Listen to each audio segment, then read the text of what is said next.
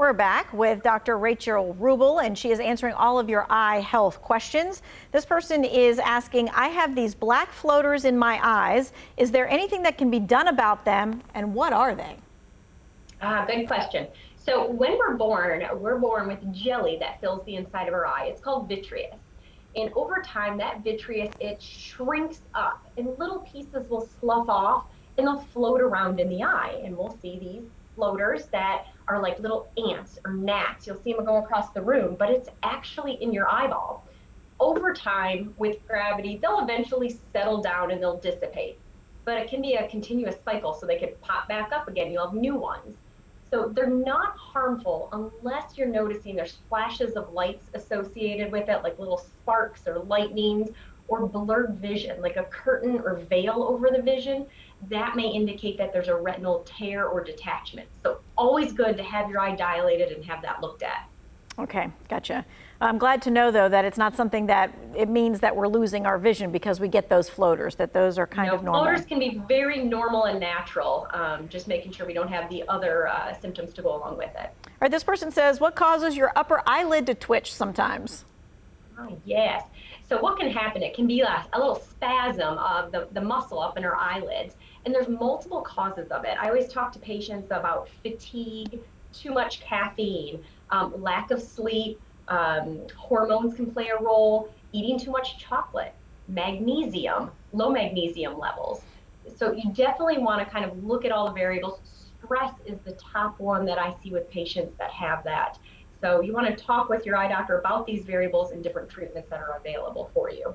It's interesting that that's where someone would, their stress would come out, is right there, Stress, over there. Yeah. Mm-hmm. Okay, so we're on back to eyelashes and things. Does the eyelashes that we're having put on cause damage to our eyes? And I'm going to split this up into two. The eyelashes that people are putting on, you know, like separately, like when you go to the beauty salon, or the eyelashes that are just the fake eyelashes that you put on with glue? Yeah, really good question. I can't tell you how many times we have seen patients come in with red eyes, or they're glued shut because from having eyelashes put on. So we'll start with the ones that you can do yourself at home with the glue. What we've seen is you may be allergic to that glue, and you may glue your eyelids shut. We've seen that happen where we've had to separate them with chemicals in our office. So you want to be extremely cautious, because putting that on there, getting that glue in the eye, it has preservatives. It can cause irritation, infection, inflammation. Be extremely cautious doing that. The other type, getting your individual lashes done at a salon. I think there can be definitely a good way of doing this. I've teamed up with a salon in my town that I know everything they use in their office for their clients. They use preservative-free glue. They're using drops that they've got from me before the procedure and after the procedure. We're watching for any types of inflammation or swelling around the lashes. We have proper cleaning techniques afterward when they go home, knowing how to clean those lashes to prevent that infection.